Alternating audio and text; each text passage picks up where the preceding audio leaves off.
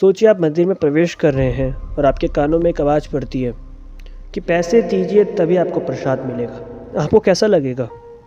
मैं ये बोलना चाहती हूँ, मैं कल राधा रमन मंदिर गई थी।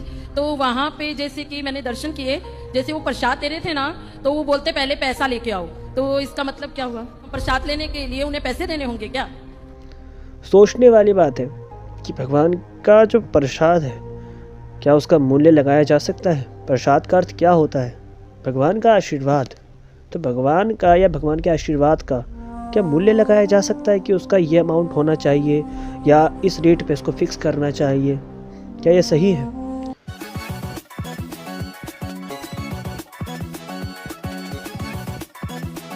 देखिए, इस बात को अगर हम धार्मिक दृष्टि से देखें तो ये बिल्कुल गलत है कि प्रसाद के बदले अगर कोई पंडित जी पैसे मांग रहे हैं तो ये गलत है। क्योंकि प्रसाद भगवान का आशीर्वाद है, उसे देने के लिए पैसे मांगने की आवश्यकता नहीं है या प्रसाद लेने के लिए पैसे देने की आवश्यकता नहीं है। परंतु एक बात भी समझनी चाहिए कि भगवान के आशीर्वाद में अगर हम भगवान का आशीर्वाद ले रहे हैं, भगवान का यानी कि प्रसाद ले रहे हैं, तो उसमें अगर हम कुछ पैसे रुपए चढ़ा भी देते हैं तो इससे क्या जाता है? 5-10 रुपए चढ़ाने से कुछ घटता तो नहीं है। अमीर से हम सीधा गरीब तो नहीं हो जाते हैं। क्योंकि जब भगवान की आरती होती है तो उस पे भी जब हम आरती लेते हैं ना, तो कुछ दक्षिणा चढ़ाई जाती है। फिर चाहे आप 1 रुपये चढ़ाओ, चाहे 1 लाख चढ़ाओ, वो आपकी श्रद्धा के अनुसार है, वो आपकी क्षमता के अनुसार है कि आप कितने पैसे चढ़ाते हो, पर चढ़ाना अनिवार्य होता है। धार्मिक दृष्टि की बात कर रहा हूँ मैं। धार्मिक ग्रंथों में लिखा है कि अगर आप भगवान का प्रसाद लो या भगवान की कथा में जाते हो, भगवान की पूजन में जाते हो, तो आपको अपनी सामर्थ्य के अनुसार ही दान करना चाहिए, थोड़ा बहुत चढ़ाना चाहिए।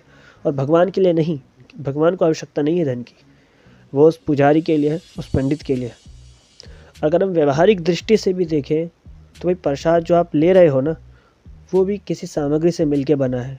उस सामग्री को लाने के लिए व्यक्ति पुजारी दुकान गया है और दुकान में जब उसने वो सामग्री खरीदी है तो उसके लिए उसने मूल्य दिया है।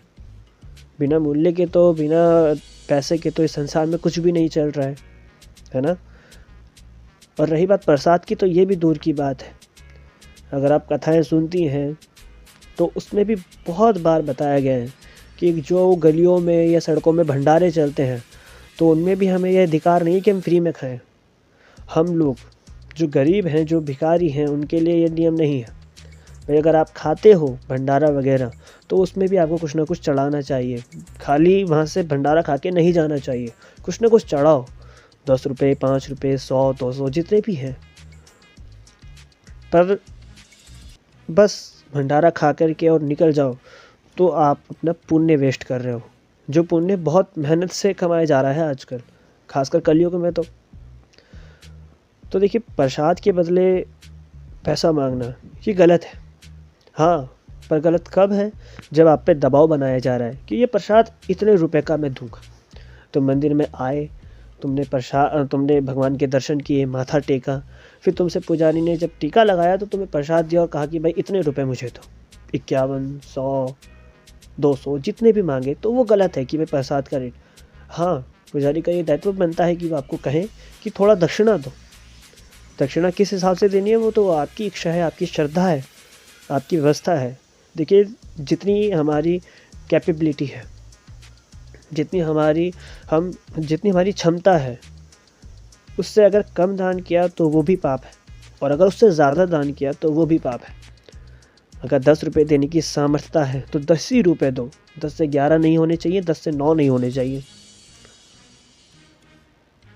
तो आई होप आप समझे होंगे। बाकी अपना ओपिनियन आप मुझे कमेंट में बताइए।